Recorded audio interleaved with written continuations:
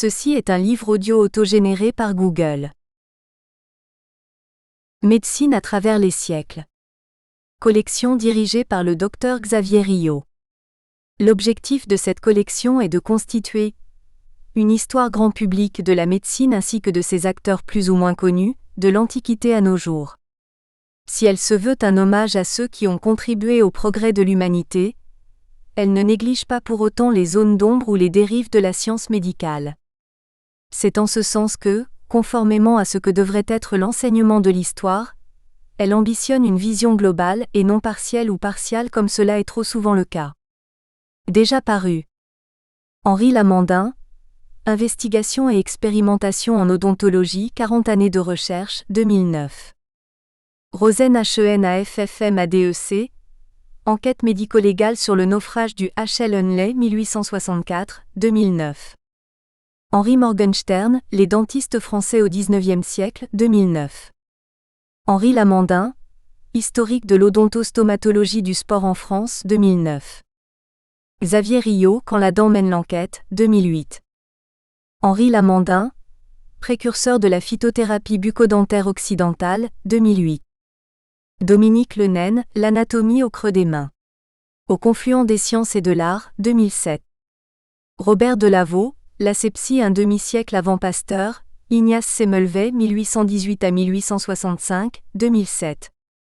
Henri Lamandin, Soignez votre bouche par les plantes, 2007. Henri Lamandin, praticien de l'art dentaire du XIVe au XXe siècle, 2006. Xavier Rio, L'influence des dentistes américains pendant la guerre de sécession, 2006. Préface. Lorsque j'ai rencontré Clément, j'étais attaché en clinique en odontologie conservatrice, égale soins de carie. Tout au long de l'année, nous avons eu de nombreux échanges fructueux. Passionné d'histoire, j'ai vite senti qu'en face de moi se trouvait un étudiant qui ne restait pas insensible à la perspective de faire sa thèse de doctorat sur le sujet 1.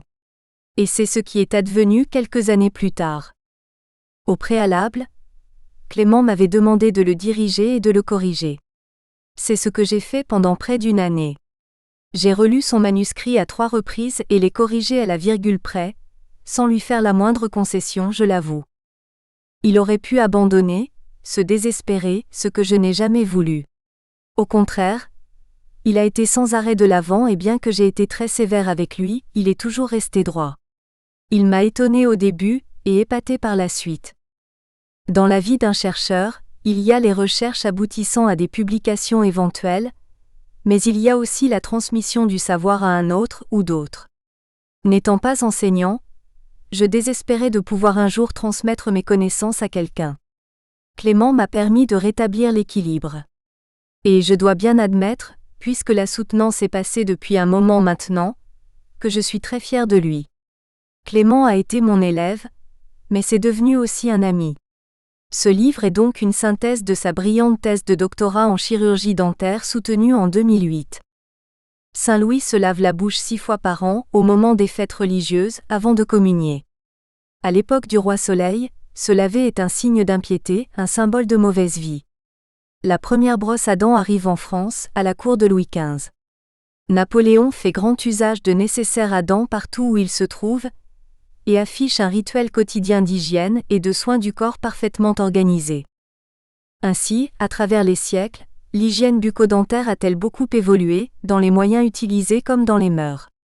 C'est ce que parvient à nous démontrer avec brio Clément David, qui finalement réalise, à travers une étude relative à l'histoire de l'art dentaire, une rétrospective de la société française sur près de 300 ans.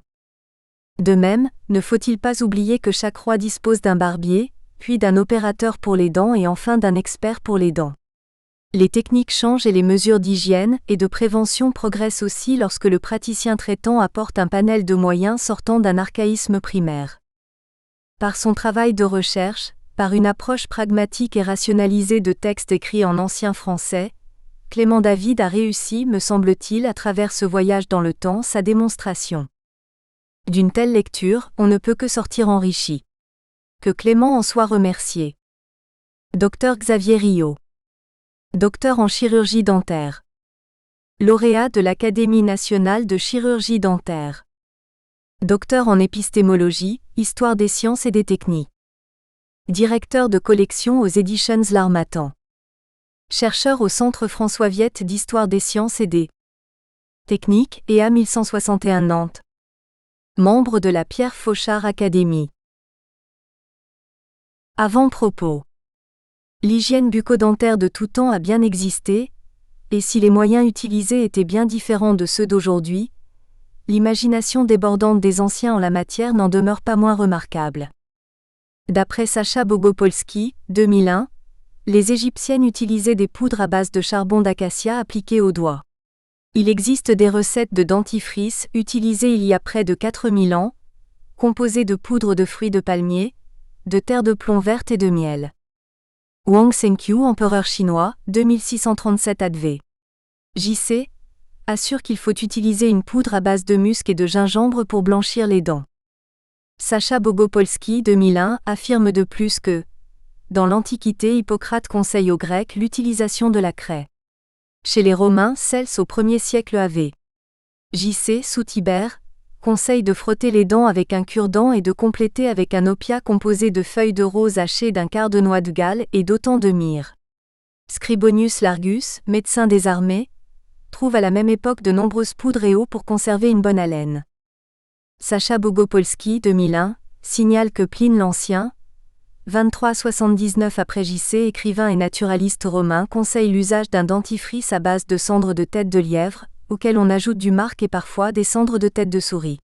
Il décrit des poudres dentifrice à base d'abrasifs comme le charbon, la poudre d'os calciné, des coquillages de mer et la pierre ponce. Le même auteur 2001 constate, encore plus surprenant qu'Achelius, contemporain de l'empereur romain Domitien 51 à 96, vend de l'urine espagnole provenant de Barcelone ou de Tarragone, qui a la propriété de blanchir les dents. Il se parfume la bouche avec les eaux du parfumeur Cosmus. Mahomet, vers 570 à 632, dans le 6e commandement préconise l'utilisation du phouk, écorce de noyer qui contient de la chaux, du tanin, du fer et du siwak pour se frotter les dents. Sacha Bogopolsky, 2001, confirme que Rhazès 860 à 923, médecin perse, propose de se laver les dents avec une préparation à base de thé, une infusion de graines de gommier ou un mélange de poudre de noix de Galles et de poivre. Au Xe siècle, Avicenne 990-37, médecin et philosophe persan, préconise d'enlever le tartre et de se frotter les dents avec une poudre composée d'écume de mer, de sel, de gypse et de coquilles d'escargot brûlées. L'historien 2001 pense que Guy de Chauliac 1300 à 1368, médecin du pape Urbain V, donne une recette de poudre dentifrice pour enlever le dépôt et la vilaine couleur des dents composée d'os de sèche, de coquillages de mer, de porcelaine, de cornes brûlées, de nitre, d'alun, de sel de gemme, de soufre brûlé, de racines d'iris et de canne brûlée que l'on réduit en poudre. Des études de Galien, il tire une formule plus simple qui est de se frotter les dents avec du miel et du sel calciné, mélangé à du vinaigre si possible. Enfin, l'époque médiévale est marquée par l'apparition des charlatans qui vendent leur poudre dentifrice sur le marché, promettant aux acheteurs des dents d'une extrême blancheur. Le médecin personnel d'Henri III, Laurent Joubert, 15 511 589, recommande l'urine pour tout remède, pratique qui perdure encore longtemps après. Mais l'hygiène n'est rien sans quelques instruments. Les cure-dents, premiers instruments utilisés depuis la préhistoire. C'est notamment le cas des Sumériens, dans la ville d'Ur. Les bâtonnets frotte-dents comme le kao-yoji japonais, ou chez les Chinois, car il est dit que Bouddha, 6e siècle avant JC, en aurait utilisé. Les masticatoires à base de plantes odorantes appelées pan, ou le siwak des pays musulmans dont le nom change constamment dans la grande mosaïque de l'Afrique noire.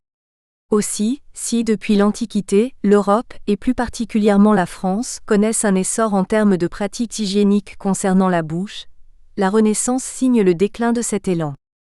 Alors qu'en est-il concrètement du XVIIe au XIXe siècle ? Des barbiers aux dentistes d'aujourd'hui. Par Dr Xavier Rio. Jusqu'au XIIIe siècle, la pratique de la petite chirurgie était l'apanage des barbiers qui étaient également responsables de l'avulsion des dents. Ainsi, en 1216, une école de médecine est fondée à Toulouse. En 1220, Montpellier attribue des grades. Paris suit en 1270. Quelques-uns ont étudié plus particulièrement la chirurgie et ont institué une confrérie de chirurgiens. Jean Pitard a été le premier chirurgien de Saint-Louis, de Philippe le Hardy et de Philippe le Bel. À sa demande, Saint-Louis a créé la confrérie de Saint-Côme et de Saint-Damien qui définissait et organisait pour la première fois le métier de chirurgien autour de 1268. Toutefois, Pitard fait interdire en 1301 l'exercice de la chirurgie à certains barbiers, sous réserve d'être examinés par les jurés de Saint-Côme III. Cette ordonnance d'interdit est renouvelée en 1311, 1331, 1352 et 1364. En 1311, Philippe le Bel déclare que personne ne peut plus exercer la chirurgie à Paris sans avoir reçu la licentia operandi du chirurgien juré du Châtelet de Paris sous peine de sanction, les licenciés devant, avant d'exercer, prêter serment devant le prévôt de Paris. En 1331, une ordonnance de Philippe VI demande aux médecins d'avoir des titres suffisants pour exercer. En 1352, le roi Jean II rend une ordonnance où il exprime sa volonté de condamner toute ingérence perpétrée par des personnes non qualifiées dans le champ médical. En 1364, Charles V demande que toutes les bannières des praticiens non pourvus de maîtrise et les affiches mensongères soient abolies. En 1371, la communauté des barbiers est établie, leur statut ayant été approuvé par le roi Charles V. Organisée comme toutes les communautés d'art et métiers, elle a à sa tête le premier barbier et valet du roi, qui a le pouvoir octroyé par Charles VII à partir de 1427 d'instituer un lieutenant chargé de la surveillance du métier et assisté de 4 maîtres jurés qui procèdent à l'examen des aspirants 5. En 1372, le même roi autorise les barbiers à faire de la petite chirurgie si elle ne se révèle pas mortelle. En 1425, les chirurgiens obtiennent un arrêt du Parlement interdisant aux barbiers toute pratique chirurgicale, y compris celle de l'art dentaire. En 1544, François Ier crée la faculté de chirurgie. Une nouvelle réglementation de l'exercice de l'art dentaire voit le jour. En 1609, un édit du mois de mai réglemente la profession de dentiste en obligeant ceux-ci à obtenir le titre d'expert après examen. En 1677, un règlement confère le titre d'expert à certains apothicaires, mais celui-ci n'est valable que sur Paris. Il ne s'applique à la province qu'en 1730. Ceci est la cause de nombreux procès retentissants qui défrayent la chronique à l'époque.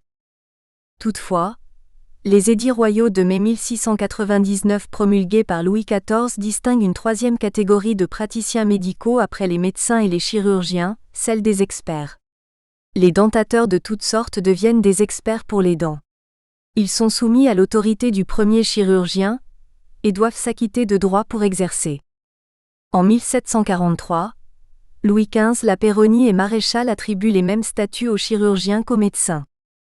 En 1768, un extrait des lettres patentes de mai pour la réglementation de l'art dentaire en France édicte que, pour être habilité à exercer cette spécialité, il faut avoir été reçu dentiste expert par le Collège de chirurgie à la suite d'un certain nombre d'épreuves théoriques et pratiques.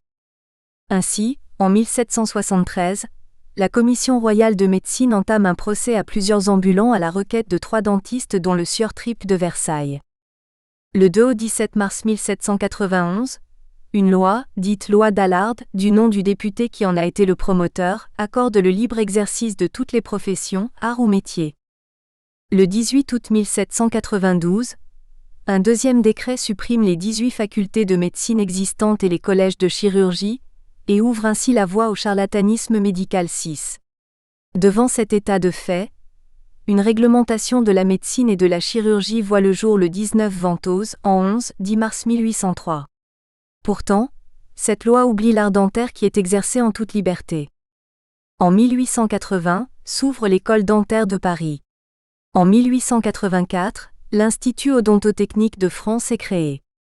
Il devient l'école odontotechnique quelques années plus tard. En 1892, les 2 écoles sont reconnues d'utilité publique. Ce n'est qu'en 1892, avec la loi du 30 novembre, dit loi Brouardel, du nom du professeur de médecine qui en a été le principal responsable, que survient une législation tant attendue dont voici l'intitulé exact. nul ne peut exercer la profession de dentiste s'il n'est muni de diplôme de docteur en médecine ou de chirurgien-dentiste. Le diplôme de chirurgien-dentiste sera délivré par le gouvernement français, à la suite d'études organisées suivant un règlement rendu après avis du Conseil supérieur de l'instruction publique et d'examens subis devant un établissement d'enseignement supérieur médical de l'État 7. Il faut attendre 1935 pour que le baccalauréat soit rendu obligatoire pour une première inscription dans une école dentaire. Le Conseil national de l'Ordre des chirurgiens-dentistes a été fondé le 3 février 1945, au lendemain de la Seconde Guerre mondiale 8.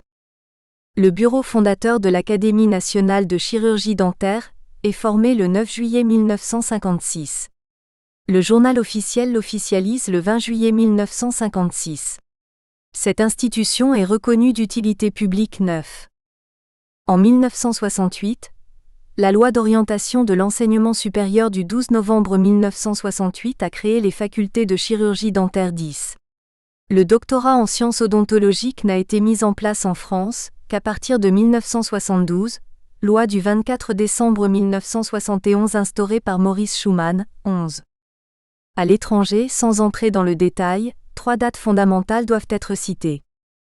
1839, fondation de la première école dentaire du monde à Baltimore, USA.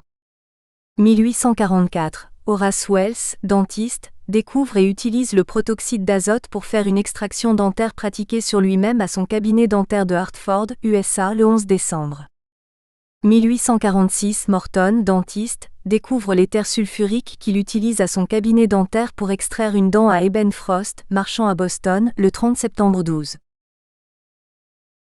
XVIIe siècle.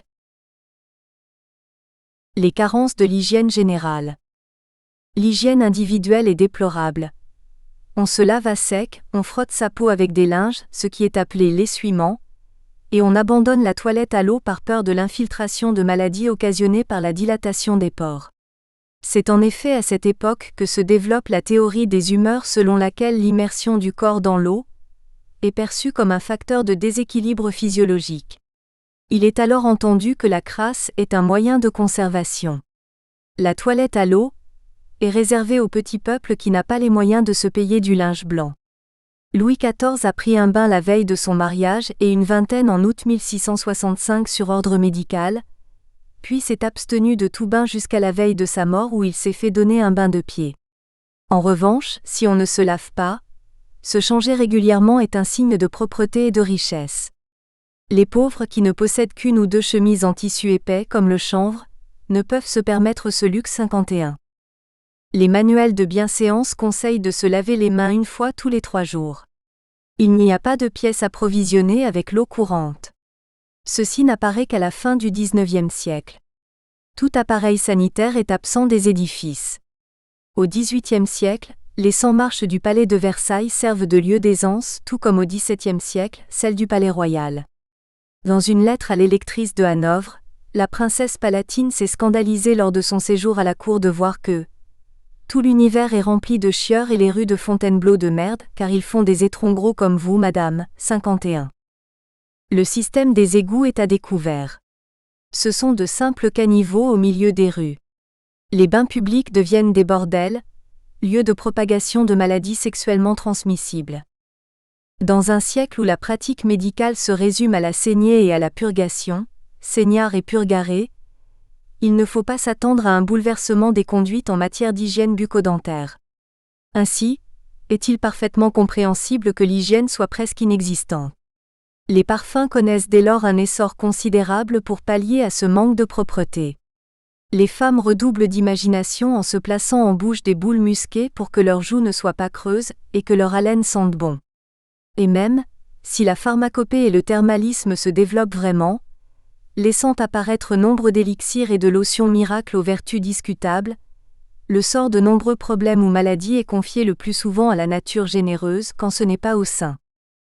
Il faut attendre la fin du XVIIe siècle et surtout le XVIIIe siècle avec l'œuvre de Pierre Fauchard, pour que la chirurgie dentaire sorte peu à peu de l'empirisme des débuts.